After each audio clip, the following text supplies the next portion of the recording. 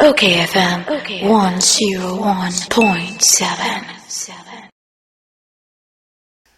Hey, Wobia. Once ya na niema bi sisi obi ani ase. Am say o koko pies. Obi apempem pie ya wam say koko na tisi na pempem te say tsunami no na awe na pempem ho. Obi aka koko ha obi koko ne tententen. Obi si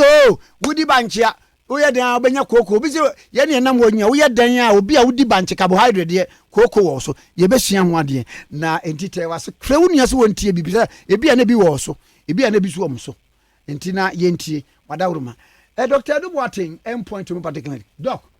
me mo akwa aba me sam wachi Kwame Nkrumah kase meje so achia wapamfo ene watiefo nyina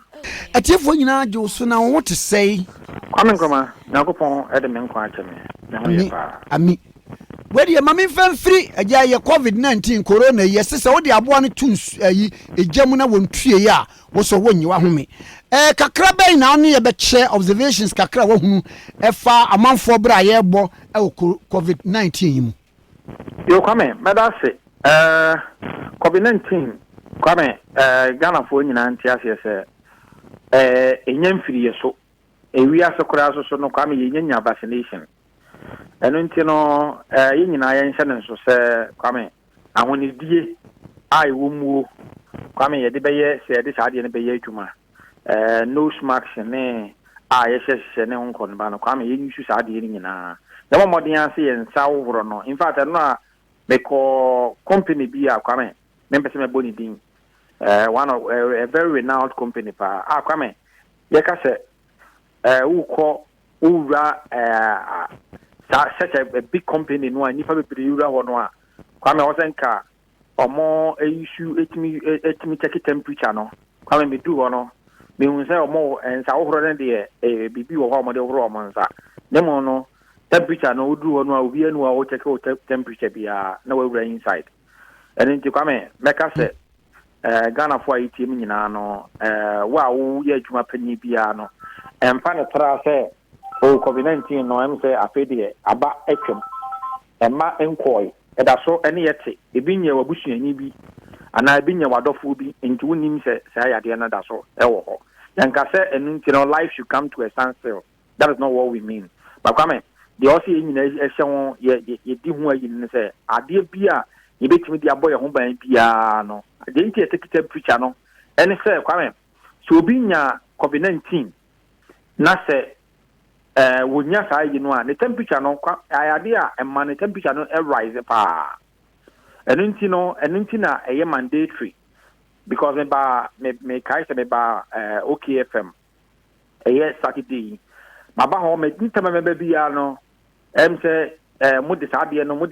ma fa very serious pa and it's very important pa yes wo say bit ma bo mo amu onyina ho ban na bo omo ba ho so ban so bi enya sa yade ni bia ade ba ko atimi da no ho adi apart from say ma no ohumi ensi suo ne sa no mani nyina ana o coffee ne sa no mani nyina no ade ba ko sa da no ho adi pa say ma temperature no dey ekosoro kese pa eninti na first indication na ebe ma wo hunu say me suspect ana bibi eninti so wo adwuma bia mu a ana adwuma a wo hunu say dako no utimi nya nipa more than be about 20-30 people a eba sa adwuma mu ho no a eni kwasa ye de sa ade no eye afedi agro ye momodi ya say yeah because Kwame thermometer yang sa no ne bo na ya he ena wo security kura wo ho no wo kire no thermometer no a Kwame me nye sure say it take more than 30 minutes no akire obi say dey use no ena you don't need a nurse and san we hu no wo kire nipa no say we bia thermometer no ni reading the normal temperature reading no aye say through this level wo dey see wo twa obi wo take obi temperature no na ni reading no through this level no a ene bomodin ase obeka kire panyin no na yaye dey yaka kire nipa no yetima tu nipa no fo na se yetima ka kire nipa no se wo ne omomodin ase obitima ko hospital no akọ for confirmation and san obeba ya so ya wa ba ya so ye Kwame I think say it's so easy for anybody at all to do erintimi enyai sa ade ni nyina no ento ntwene because eno me tu ho no a sa no me de me frɛ manager no ene ne kasa se me sere no a meanwhile na thermometer no na Kwame omo obi da ho but em say for about 1 week in no just say omo you kra I'm say omo say the situation has normalized but in tie akokobọ da o se ye dey yen a yenya akwanya ene amanfo kasa no yetimi bo am kokọ na ka kire omo say wo ko ba bia na sa no ma wi no ensu bebi ni wa de horo nsa nsa no wa yenta ana say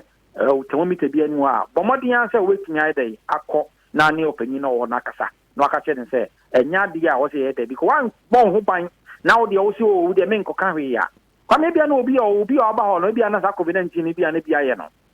so hu na o ebia no akoben no na akọkọfa bibia wo na social distancing no ye momodin ase ye be koso na ye sa no mo nyina na ye nyina no a ye nyina no ye betimi abọ ye ho ban amakwa me beduru mebi no ye betimi akọ normal we can wait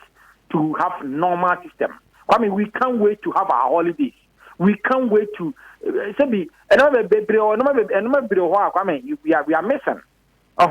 we are missing a lot of things. We cannot wait to have a normal system in the country. Ebe boy ama yen mo ase bi yenyuma kra so akofo no. Kwame enyuma no etima de etimeti afa ne ntomata efra. Edinti yen nyina ye mo ye ho ban na ye boy ye ho a e na kwame ye bitime sie dedem.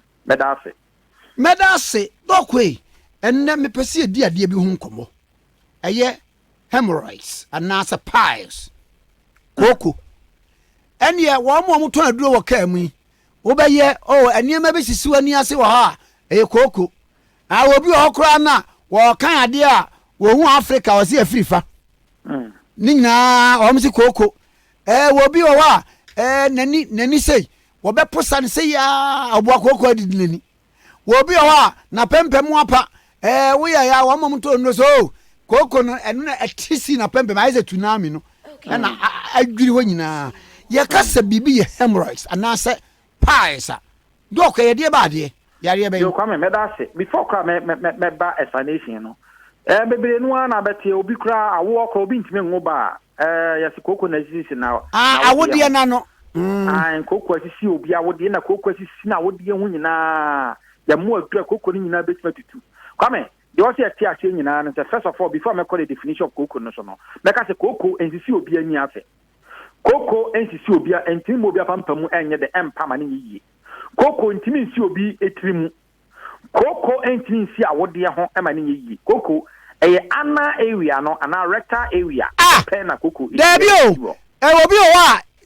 okasa kwa na num yi nka wo mzi koko won tirim kwame ene nyina no empa bebiri no an kwame enye no kore sa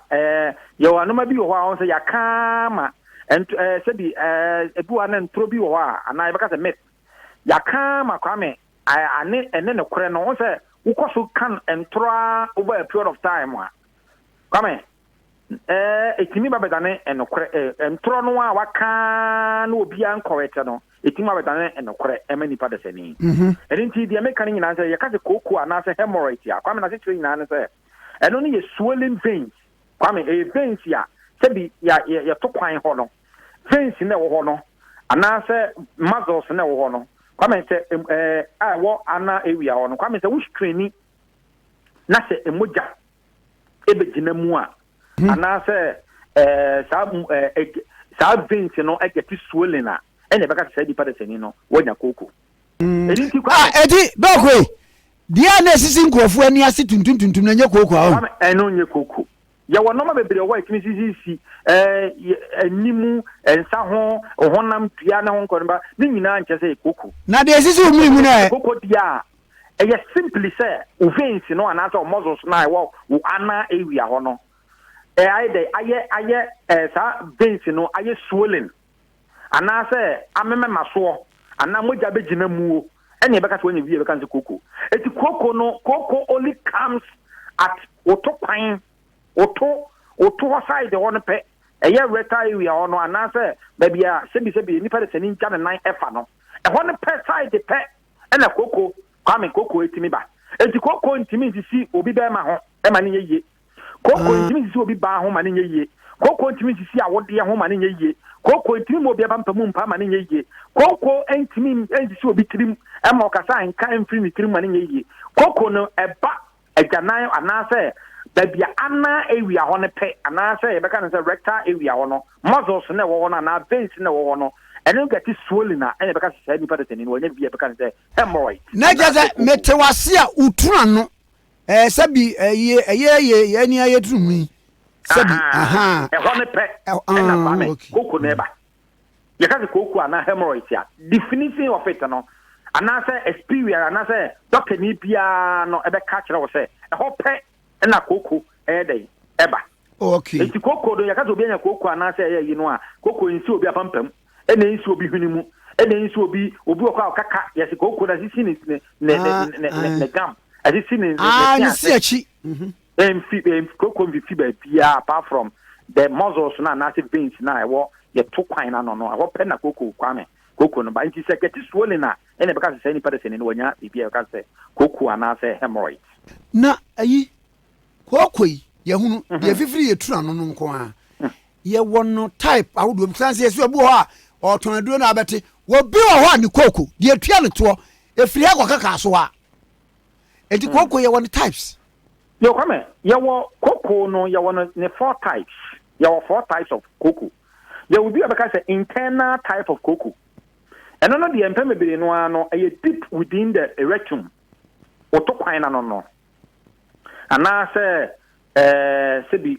o inside the hono. The hono side na obo say e wo and none the ana empemebiri no ana na enye visible. And none ye bia na mfo ani kura wuntimi mfo ani hu no. And no ade because the internal type of hemorrhoid and cocoa. And you be ha e be kan say ye wo be be kan say prolapse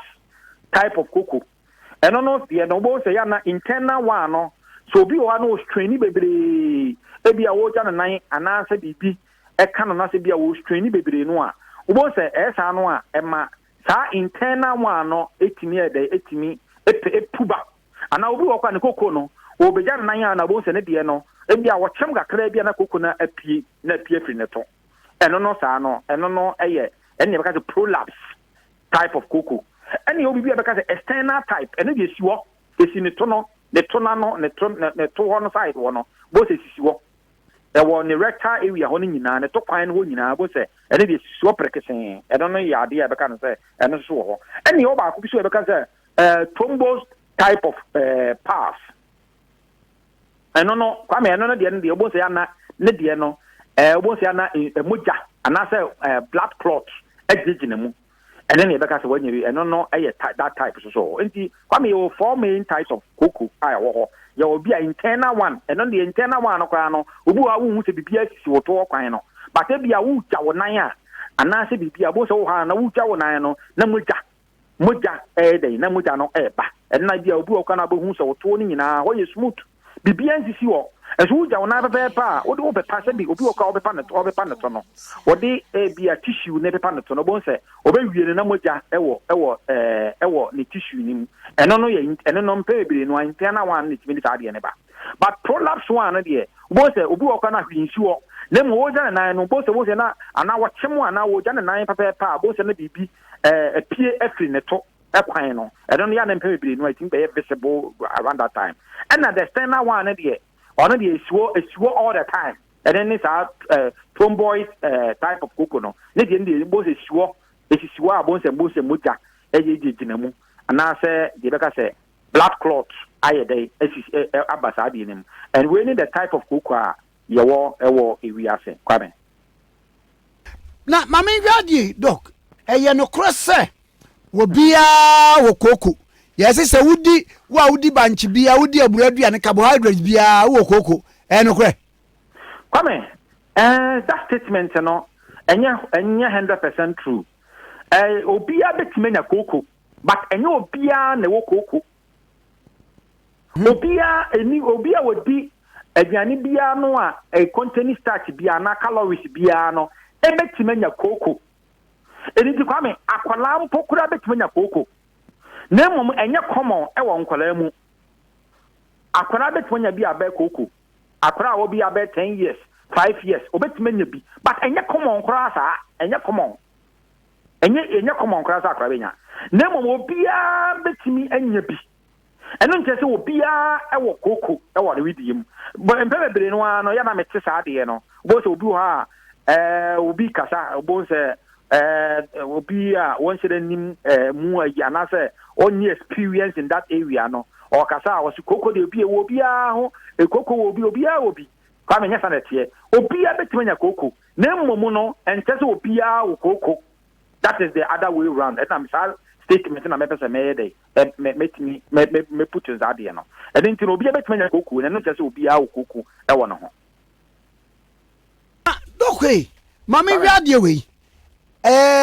causes of cocoa. Yo kwame enoma edi cocoa eba. A very important question obisa pa no. Kwame ade etibi di cocoa. Ave ya fa we come ade na ya na hene sa. Ayi maame bi no ye krom. Aje gwade nkwa ntundin tudunum. Say na cocoa na kan go tisa. Kwame mate, that is we are the symptoms no the process no. We you know because one of ade a edan ho adi kese ba akọ ewo cocoa mi say tima oto ekwan na kekawo. Ana say obo so oto ekekawo saa. Eno no ntimi wie courses na make ka courses no so e dey aka ho amati for ate. Kwame ade adi cocoa back kese pa constipation say obi yamatim. Kwame wo yamutimu a ma wo ja wo nan no a kwame wo straini. Mo say wo chimmo no na wo put a lot of pressure on bibi because ana muscles no ana veins no so. And no obi a or constipation bia no kwame ono de kokoro de enye na wo no ho kora kese enye na kora e wo no ho ana obi a all the time yemu or running stool obi timi nja na nine bia be say 5 times or 6 times a day say twice continuously kwame eno so etimi ma esa no wo screen da ana muscles no eno so kra sutimi de da de efense kuku no eba ena kwame emma especially emma oba bia se bi wonyam bia no there's a tendency say sa oba no ebetimi nya bibia fancy kuku eno ndi na empen bebre no ano se ma no obi ho a na se bi ne to kwan ho no kama wi sisi wo na mom nyem na wonyem no nti no fetus no anase akora na wo kawi no nti no kwa ma eputu o ta akora mu odu pa ebi akora no best from 6 months 7 months and now 5 months no akwa ubo se na mu du na eputu it was na funu ye kase no na eputu a lot of pressure e wo sa ana muscles no e je no sa no ubo se mpemebiri no ana timi ma ema omonyem no oba wanyim da bia no mpemebiri no ano uyi mu be se ema be 10 ejina wa a omanyem da emu be se 6 a ubo se ana se emu be miensa de bo se ana bibiri no ano mo de no kwatutu omoto ebi okra na owia na sebi na oye treatment ya na ebi na saade no leko but bebere no abon se bu ha na ababetua sebi ne to kwan no eno no ya de o ana mema ana se omo peja heavy omo lifting ade emu oduro macho fuyi kwame eno so no ema omo so no wo peja saade no embe putu a lot of pressure ewo sa eyini so ama o ana muscles no ne sa veins no eno so etimi result into a day first kuku no bi and omo tenase for a very long time o tenase tebebre obi timi tenase be 12 hours especially omo omo ebia computer omo ye computer yi se ba obi timi tenase be 12 hours na wo da so to eno na esa no so a eno so e weekend sa ana muscles no so abade ba ko so o pa no se so bi a coffee ubawa ema wano kuhu for a very long time no kwamu so bitimi bo wa kra no odun so na se bi o na ajanan kra efiri ba so bo wa mebere sa no a eputu o bo wa no kuhu no na kwa me epu eno so eputu pressure ewo ade e beka no se wo ana muscles no ana se veins no so na kwa me omo oduro heavyweight people omo odu even say obolo for no pa no kwame eno so no almost so one of the main causes etimi ma ade e fense kuku and as hemorrhage ba no ade e beka no say obesity omo aye kakraka and kwame but bet you say ni better than wunyini no yesi eduane enyini no na epo ebem Ugami wunyini no na o muscles no ne veins ni nyina no kwame is getting weaker enti eno so no o hwa ideally na averagely no mo tawo pa no be about 40 years 45 years and above ya no muta so koko sa etadu munya pa eno so ade e wo ho ena kwame se de na kosu e kan ade no kan wa semi omo sebi gay omo gayism and I say homosexuals omo especially men efa men to and I say oba bema ni kunu ebia ni kunu efa na to eno no so no kwame eno so emma wutumi estani higher chance of getting idea be fan say kuku no and a fibroid omo huge type of fibroid na uterine fibroid no wo was ade eno so a eno so emma kuku eno so etimi eyopa na kwame nsunsan so anase symptoms ye betima da no ho abi amo ahu so nya kuku ni bi ne se mpemebere no anu ja wonan a bo se moja ewo mu anase wo pepa woto no a bo se moja ewo sa tissue ni mu eno no eya ade e beda no ho adi se onye bibia fense kuku obi so wo mpokra no so a etimi ma ne topan ni nyina no eyekuru na ehwo hyehye no na ehwo ne ye ne ya eno so eya ade a anase ne to around the ana area ho nyina anase obi wo ha bo se ne de ne fifififi ewo ne topan no no eno so eya kuku ni bia anase around the ana area anase the rectum na anase obi ha bo so wo chemo a bo se na kuku na ba bitua na to eno so ye fine ni bia be che se wo kuku etimi so ma itching because empemebere no ano ema infection etimi develop yo because once ya this ade na ba no ansa no na build a lot of infections around the area nti mo so mo ta kuku na ansa no bo se ya na empemebere no ano kwame ya na etimi ma keka bo se de bia wonam a okose ba bi sa na no de nsa wo di dwene to eno so eya ade ya wo etima se bi omo kra so mo ja omo nan kra so a empemebere no omo akoko omo so kese pa no etima omo ja nan no kwame sent na wo mu na no dinye eden pa etima obi wa ni tisi etimi ya ne ya koko no so etimi ma obi wo a be ma bi wo a etima se bi na be ma ho oden no ekọ etimi to fom kra yenti etima ne basa na se kwame obe ma ni peja eye moja ena ede flow basa ade nim eti moja no wansi a be ma bia wuja wonan bia na moja ba ko nyina no ka hunu se wa ho oden ansansa no ena ekọ no eti wa hwe betu mebi no obe ma no ma so a kwame opoma bo se mpoma ana be poma kora no sɛdeɛ ka ahoɔden ewo mu anka wa wuti wo hu ti sɛ ahoɔden wo mu no wa wo hwe ahoɔden ana kwame wa wo re okra no na wo re aho ɛno so ɛyɛ adeɛ kɛseɛ a wo ho obi so wo okra no etimi ma discharges ekura so fi mito ekwan no kra nso no ɛde etimi ba ana obi wo okra no another complication etimi mu kɛseɛ ne sɛ kwame etimi ma obi wo ha etimi ma obi ani onani kwa so ye ni wisiri yes ɛwɔ ho saa because the organ ne sɛ sub veins no moja because when niko suya na wo nyina no kwame wo se moja flow all those areas and nti no se ya bia se to some extent no most obi wo na se enam se wo ja na nan a moja efiri mu ba ena won ko no ba nyina no na ma the amount of blood here when we die mu na kwa no kwame na eno so kwa ekọ fom eti obi kwa timi kwa ya anemic obi wo ha ne moja so timi te de bia wo cheki ne moja na ne moja so ate because de bia no wo ja wonan a bo se moja adim moja egum wo moja na ekori nyina no na wo so moja so tia na etie edinti another complication wo mu ka no say etimi anemic and etimi nipa ya anemic obu ha all the time wo cheki ne moja na wa ye ho ya na obibi kakra bia bo so wa bre nyina no e nsunsanso a etimi da ne ho adi emekwa obi anya bibia ka no say hemorrhoid okoku na eyi mame hwade wei ebi obi so a wan ye betumi asa na be obedo no ya prevent so kura so kwame koko yetimi sama ne firi ho na obetuma sama na firi ho a etimi saba obi wo a se betua in fact ebi wo ka betua mo eto kwan no a kwame obi wo ka no a se de sitie no se de ne kase sitie no se ko operation kura but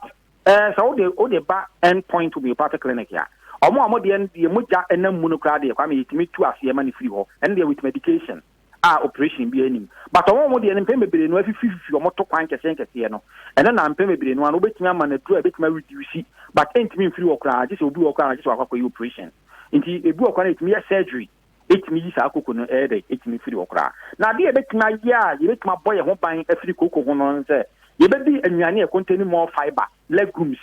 wheat nnuane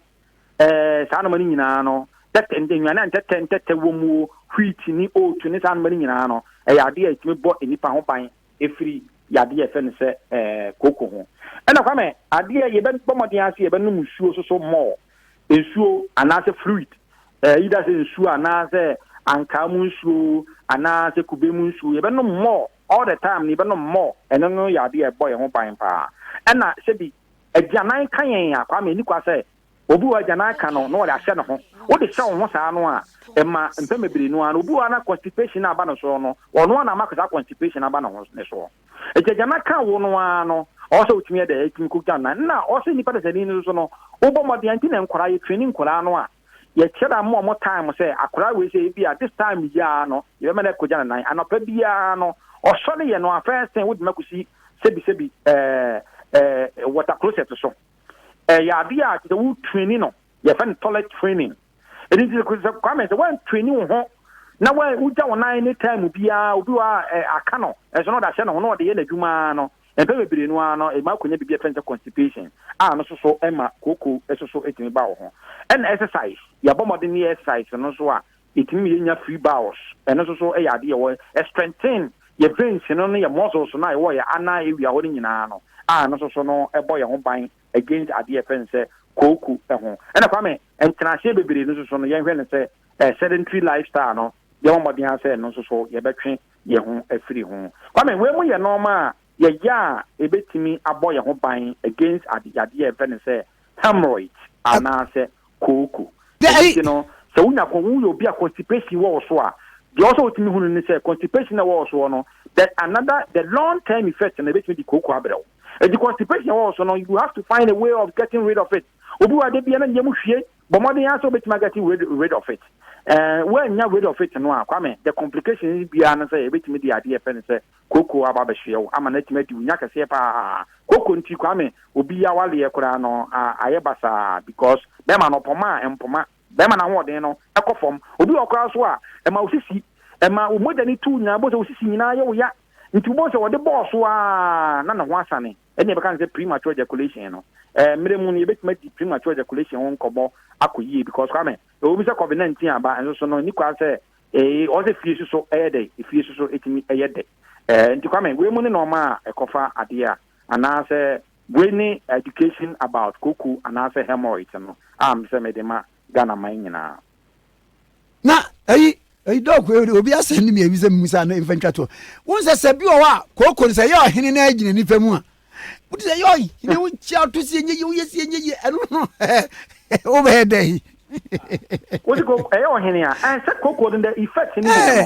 the agina ni famu the vegetable say obi akoko ni bi wo no ene se etimma wo to ho kwan no ekeka wo edi de also ya na se ye wo sa de uncomfortable na enye very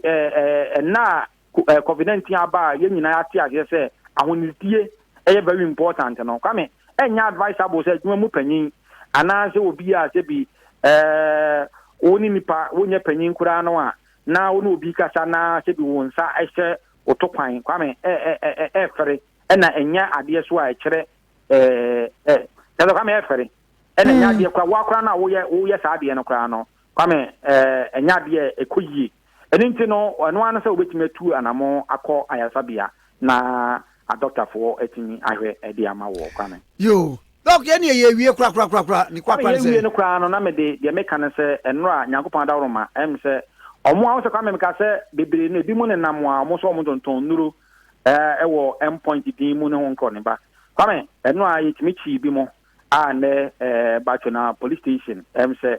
omatiki asem no very serious pa kwame enti obi a ye ka Ghana fo nyina so momo ayen we obi na bo ayen a wo dome a obo ayen obi akọ na wo ton nduru wo se endpoint nduru ana endpoint machines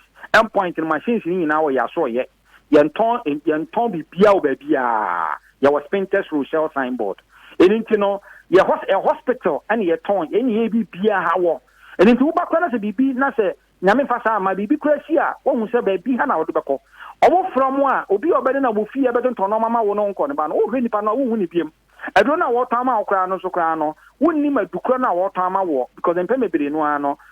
Minister of Health enyi ntumu Food and Drug Board enyi ntumu bibia nyi wo sa e nipa no wo ton sa de na ma wo eni nti no o de obi di ma beto sa de na ma wo na obomodin ase obefere yen anaasɛ sɛ police station bɛn hɔ a na ɔbɔbɔden awɔ 14 nipa na woyɛ saa deɛ no a ba me bɛdi akyire sɛ deɛ no a yɛti bi mu no a yɛtumi di akyire ɛma sesei no yɛma mmara no ansa no take it course ɛdi kwame ɛdɛ ne adeɛ a yɛde ma Ghanafoɔ nyina because ɔmahunu sɛ M-Point no has become a household name. M-Point na amanfoɔ nyɛ ɔmo yɛ